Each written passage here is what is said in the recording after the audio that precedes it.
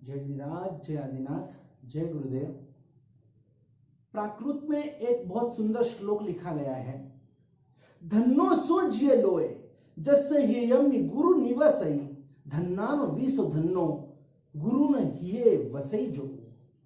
इसका अर्थ होता है धन्य है वो शिष्य, सुनना बराबर, धन्य है वो शिष्य जिसके हृदय में, जिसके दिल में गुरु का स्थान है। जिसके हृदय में गुरु का स्थान है वो शिष्य धन्य है। लेकिन उस शिष्य को तो हम धन्याति धन्य कहेंगे कि जिसका स्थान गुरु के हृदय में है। दोनों में आप अंतर समझना। शिष्य के हृदय में गुरु का स्थान तो वो शिष्य धन्य है, और गुरु के हृदय में शिष्य का स्थान वो धन्याति धन्य है। जब भगवान महावीर को पूछा गया था कि भगवान आपके 14,000 शिष्य हैं, इन सभी 14,000 शिष्यों में सर्वश्रेष्ठ शिष्य कौन से, तो उस समय भगवान महावीर स्वामी जी ने ना तो गुरु गौतम स्वामी जी का नाम लिया, ना उन्होंने सुधर्मा स्वामी जी का नाम लिया, ना और किसी का नाम लिया। उन्होंने नाम लिया कि मेरा 14,000 शिष्यों के अंदर सर्वश्रेष्ठ अगर कोई है तो वो है काकंदी का धन्ना अनगार। काकंदी जो एक गांव है, शहर है, और उस काकंदी नगरी की जो धन्ना मुनिराज, धन्ना अनगार, जो छठ के पारने, छठ और पारने में आयमिल करते थे, और आयमिल भी मक्खी भी जिसको वंछे नहीं, मक्खी भी जिस आहार की वांछा न करे, इच्छा न करे ना, ऐसा रुक्ष शुक्ष और ऐसा लुक्खा सुक्खा आहार वापरते थे। और वो भी निर्दोष गोचरी की गवेषणा करते करते, शुद्ध चारित्र पालते पालते, शुद्ध क्रिया करते करते वो धन्ना अनगार थे, धन्य है। भगवान के हृदय में बसे थे। वो सुनसा महाश्राविका जो भगवान के हृदय में बसी हुई थी। जब अंबर श्रावक ने, अंबर परिव्राजक ने कहा कि भगवान मैं जा रहा हूं राजगृह, क्या किसी को कुछ समाचार देना है, तो भगवान ने इतना ही कहा कि अंबर तू जा रहा है राजगृह में, तो वहां पर एक सुनसा नाम की श्राविका है और उसे मेरा धर्मलाभ कहना। जिस राजगृह नगरी के अंदर महाराजा सम्राट सैनिक रहते थे, अभय कुमार मंत्री रहते थे, धन्नाशाली भद्र जी रहते थे, ऐसे कितने जबरदस्त ऐसे महात्मा रहते थे। लेकिन इतना सब कुछ होते हुए भी भगवान ने कहा कि सुरसा को मेरा धर्मलाभ कहना। कैसे हृदय में उस सुरसा ने स्थान प्राप्त किया होगा भगवान महावीर के हृदय के अंदर, तब जाकर भगवान के मुख से धर्मलाभ सुरसा को प्राप्त हुआ है। ऐसे भी बहुत सारे ऐसे साधक होते हैं, भक्त होते हैं, ऐसे शिष्य होते हैं कि जिनका स्थान गुरु के हृदय में प्रस्थापित होता है। मैं आज वही कहना चाहता हूं, वो हमारे पूज्यपाद गच्छाधिपति श्री दौलत सागर श्री जी महाराजा एक ऐसे ही शिष्य थे कि जिनका स्थान आत्मोद्धारक आनंद सागर श्री जी महाराजा के दिल में राज करता था। ये ऐसे गच्छाधिपति श्री है कि जिनका स्थान मार्गोद्धारक चंद्र सागर श्री जी महाराजा के हृदय में स्थापित था। ये ऐसे गच्छाधिपति श्री है कि जिनका स्थान उनके परम गुरुदेव सुविशाल गच्छाधिपति देवेंद्र सागर सुरेश्वर जी महाराजा के दिलो दिमाग में उनका नाम गुंजित होता था। हर बात में कहीं ना कहीं जब भी कोई प्रॉब्लम आ जाए तब हर गुरु भगवान, हर बड़ी गुरु भगवान के मुख से निकल दौलत दौलत दौलत दौलत, बस बार बार गुरुदेव, सभी गुरुदेव गच्छाधिपति श्री को याद करते थे, क्योंकि उनके पास वो सूझबूझ थी। भले पटेल कुल में जन्म लेने वाले व्यक्ति थे, फिर भी देखो आज एक सरदार वल्लभ भाई पटेल हो गए कि जिन्होंने पूरे हिंदुस्तान के ऊपर राज किया। और आज देखो हमारे जिन शासन के राजा बने हुए ये भी एक पटेल है कि जो आज हमारे इतने सारे आचार्य भगवंतों में, आचार्य भगवान बुद्धिसागर समुदाय के सबसे बड़े आचार्य भगवान ऐसे बुद्धिसागर सुरेश्वर जी महाराजा जो एक जबरदस्त साधक थे।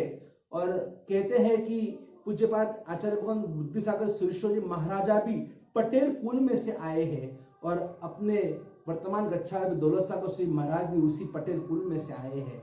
यहाँ पर कोई कुल का महत्व नहीं है, आप कौन से कुल में से आए हैं, आप कौन से धर्म से बिलोंग करते हैं। यहाँ पर तो भावना को महत्व दिया गया है। भावे भावना भाविय भावे दीजे दान, अरे भावे जिनवर पूजे भावे केवल ज्ञान। तो अगर भाव है तो आपको केवल ज्ञान भी मिल सकता है, भाव है तो भय नहीं होता है। और इसलिए यह भावुकता की कीमत है।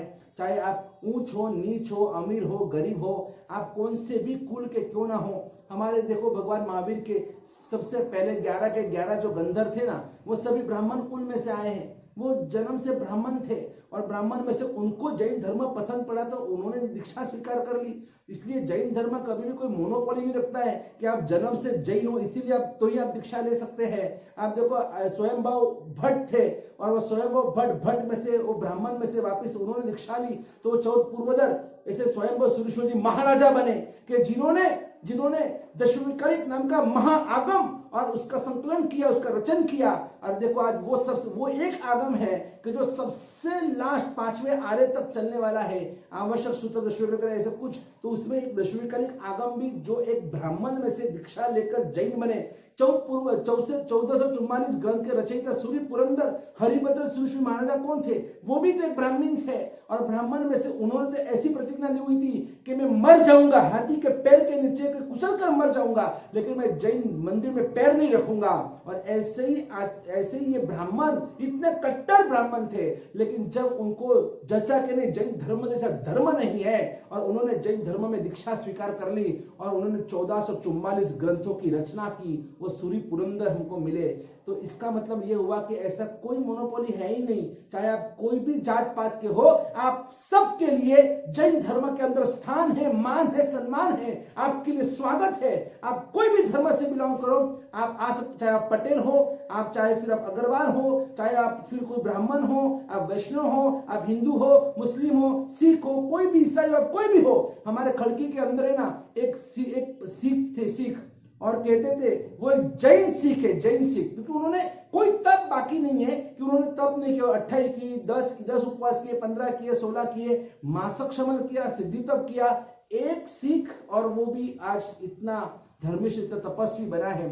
हमने कातरज में कई साल पहले हमने वहां पर एक उद्यान कराए थे। उस उद्यान के अंदर फॉरेन से एक मैथ्यू करके और एक लड़का हमारे पास आया था कि मुझे भी उद्यान करने हैं, और टूटी फूटी इंग्लिश में कैसे भी करके हमने उसको सब सिखाया, समझाया, और एक क्रिश्चियन ने उद्यान की हमारे निश्राह में। ये कितनी बड़ी बात है। और ऐसे आचार्य भगवंत को वंदना करते कि जिनका स्थान है ना ऐसे बड़े बड़े दिग्गज और बड़े बड़े गुरु भगवंत के हृदय में है। काश हमारा भी स्थान कोई ना कोई गुरु भगवान के हृदय में प्रस्थापित हो, लेकिन उसके लिए हमें अपने जीवन को कुछ हमको एक थोड़ा यूटर्न देना होगा। हमारे आचार विचारों को हमको सुधारना होगा। हमें गुरु पारतंत्रता, गुरु आज्ञा तहत्ती का जो भाव होता है और वो भाव हमें अंतर में लाना होगा। और इसलिए कैसे हम गुरु के हृदय में स्थान प्राप्त कर सकते हैं, इसके लिए हम जरूर हम आगे बढ़ेंगे। आज इतना ही, चलो एक बार जय बुलाते हैं, क्योंकि अब सिर्फ और सिर्फ अभी हमारे पास कितने दिन बचे हैं। बस जैसे जैसे दिन नजदीक आते जा रहे हैं, अभी ये 100 दिन भी नहीं बचे हैं और हम एक दिन हम गच्छाधिपति 100 साल के होने जा रहे हैं। कितनी खुशी हमें होती है। अगर हम या हमारे परिवार में किसी को सिर्फ 25 साल में शादी के होते ना, या जन्म के होते, हम सिल्वर जुबली, गोल्डन जुबली, क्या क्या नहीं मनाते हैं। तो जब हमारे गच्छाधिपति आज 100 साल के होने जा रहे हैं, तो चलिए एक बार हम जय बुलाते हैं। बोलो पूज्यपाद वर्तमान गच्छाधिपति आचार्य भगवान दौलत सागर सुरेश्वर जी महाराज की जय। जय गिरिराज, जय आदिराज, जय गुरुदेव। जुड़िए परम भक्त परिवार से और सब्सक्राइब कीजिए विराग क्रांति वाणी को और लाइक और शेयर कीजिए।